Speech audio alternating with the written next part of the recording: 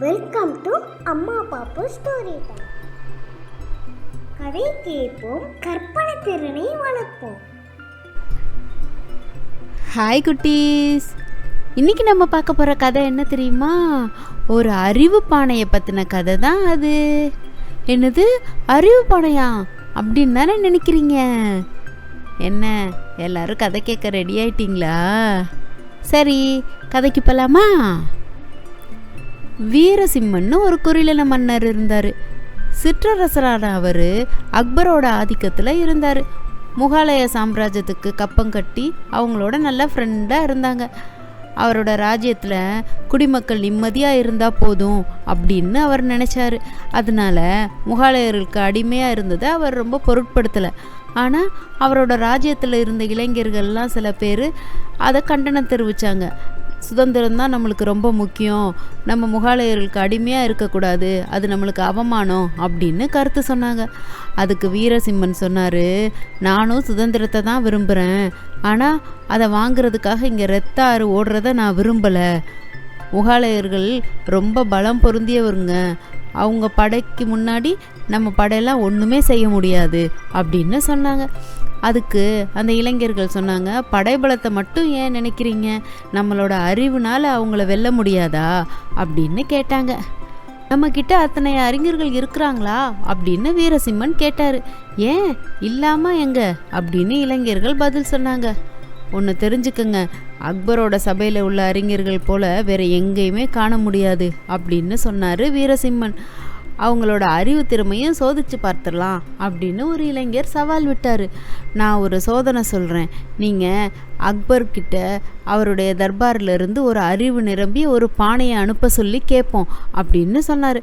அறிவு நிரம்பிய பானையா? அது ஏன்? தண்ணீர் பிடிக்கிற பானையில் எப்படி அறிவு நிரப்ப முடியும் அப்படின்னு கேட்டார் மன்னர். அது இயலாதுன்னு நினைக்கிறீங்களா அப்படின்னு அவர் கேட்டார். ஆமாம், அது முடியவே முடியாது அப்படின்னு சொன்னார் மன்னர். இயலாததை செய்து முடிப்பவன் தானே அறிவாளி.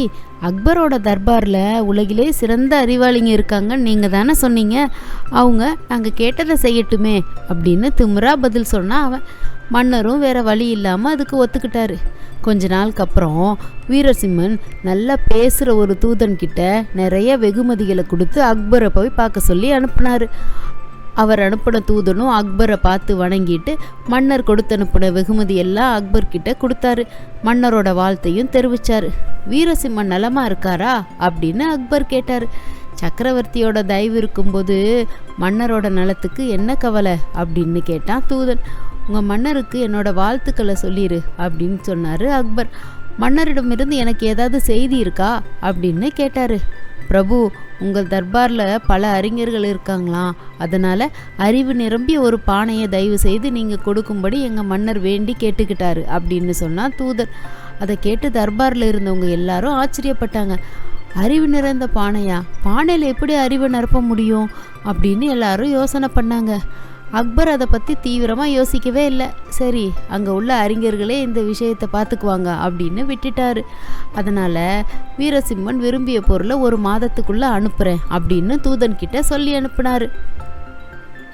அவர் போனதுக்கப்புறம் அக்பர் தன் தர்பாரில் இருந்த அறிஞர்கள் எல்லாத்தையும் பார்த்தாரு. அவங்க அவர்கிட்ட, பிரபு, வீரசிம்மன் கேட்டிருக்கிறது நம்மளால் கொடுக்கவே முடியாது அப்படின்னு சொன்னாங்க. முடியாதுன்னு ஒன்று இல்லவே இல்லை, அதை கொடுத்து தான் ஆகணும் அப்படின்னு அக்பர் கோபத்தோடு சொன்னார். எல்லாரும் பயத்தில் ஒன்றும் பேசாமல் இருந்துட்டாங்க. அப்போது பிரபு அப்படின்னு மெதுவாக ஒரு குரல் கேட்டுச்சு. அது யாருன்னா நம்ம பீர்பாலோட குரல் தான். எனக்கு ஒரு 15 நாள் அவகாசம் கொடுங்க, இந்த சவாலை நான் சமாளிக்கிறேன் அப்படின்னு சொன்னாங்க. நிச்சயமாக இதில் வெற்றி கொள்ள முடியுமா அப்படின்னு அக்பர் கேட்டார். நான் எப்பயாவது சொல்லிட்டு செய்யாமல் இருக்கனா அப்படின்னு பீர்பால் திருப்பி சொன்னார். நல்ல வேளை, என்னோட தர்பாரில் நீ ஒருத்தனாவது அறிவாளியாக இருக்கியே அப்படின்னு பீர்பாலை புகழ்ந்து பேசினார் மன்னர். அன்னைக்கு சாயந்தரம் வீடு திரும்பின பீர்பால் தன் தோட்டத்தில் நல்லா சுற்றி பார்த்துட்டு இருந்தார். அப்போ மற்ற காய்கறி செடிகளோட ஒரு பரங்கி கொடியும் இருந்துச்சு. அதில் நிறையா பூ, பிஞ்சு, காய் எல்லாம் இருந்துச்சு. உடனே வீட்டுக்குள்ளே போய் ஒரு காலி பானையை எடுத்துகிட்டு வந்தார். அதை தரையில் வச்சு பரங்கி கொடியில் உள்ள ஒரு பிஞ்சு பானையோட ஒரு பகுதிக்குள்ளே போகிற மாதிரி விட்டார். அந்த கொடியோட மறுபக்கம் வெளியில் தெரிகிற மாதிரி இழுத்து விட்டார். பார்க்குறதுக்கு பரங்கி கொடி பானைக்குள்ளே புகுந்து வெளியில் வந்த மாதிரி இருந்துச்சு. இப்போ சரியா இருக்கு அப்படின்னு தனக்குள்ளே பேசிக்கிட்டு பீர்பால் போயிட்டாரு. தன் மனைவி கிட்டையும் தோட்டக்காரர்கிட்டையும் இந்த பானையையும் இந்த பரம்பிக்கையும் பத்திரமா பார்த்துக்கணும் அப்படின்னு சொன்னார். தினமும் அவர் தோட்டத்துக்கு வந்து அந்த பானையும் அந்த பரங்கி பிஞ்சையும் பார்த்துட்டு போவார். 10 நாள் அந்த பிஞ்சு காயாக மாறுச்சு. அப்படியே விட்டால் காய் எப்படியும் பெருசாகி பானை உடஞ்சிருங்கிற ஸ்டேஜ் வந்துருச்சு. அப்போ பீர்பால் என்ன பண்ணார், பானைக்குள்ளே வெளியில் வந்து அந்த கொடியை மட்டும் வெட்டிட்டு உள்ள பரங்கிக்காய் மட்டும் தெரிகிற மாதிரி வச்சுட்டாரு. பானையோட வாயில் துணியால் மூடிட்டார். இப்போ தர்பாருக்கு எடுத்துகிட்டு போனார். அக்பர் கிட்ட சொன்னார், பிரபு இதுதான் மன்னர் வீரசிம்மன் விரும்பிய அறிவிப்பான, இதை அவர்கிட்ட இப்போ அனுப்பி வைப்போம் அப்படின்னு சொன்னார்.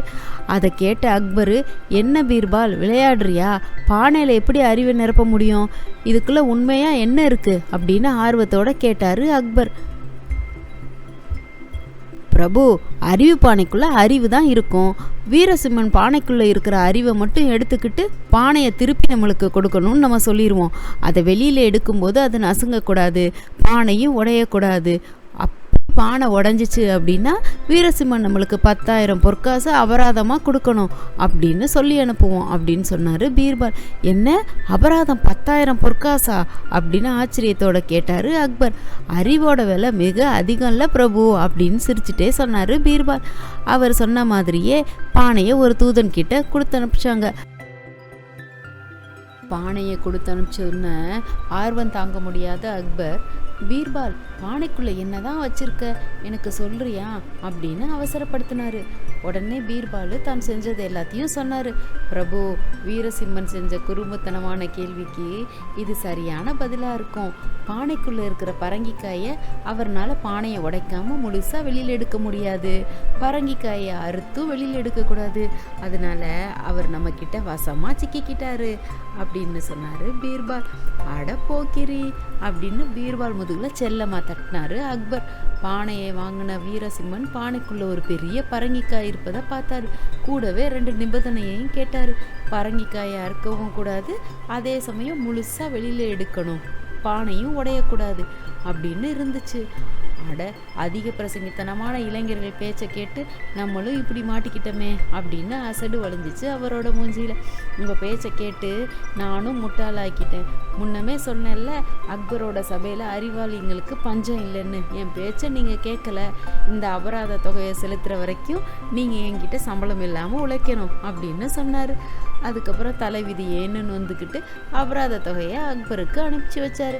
அவர் அதில் பாதியை பீர்பாலுக்கு வழங்கினார். என்ன குட்டீஸ், உங்களுக்கு இந்த கதை பிடிச்சிருக்கா? சரி, அடுத்த கதையில் பார்க்கலாமா? பாய்.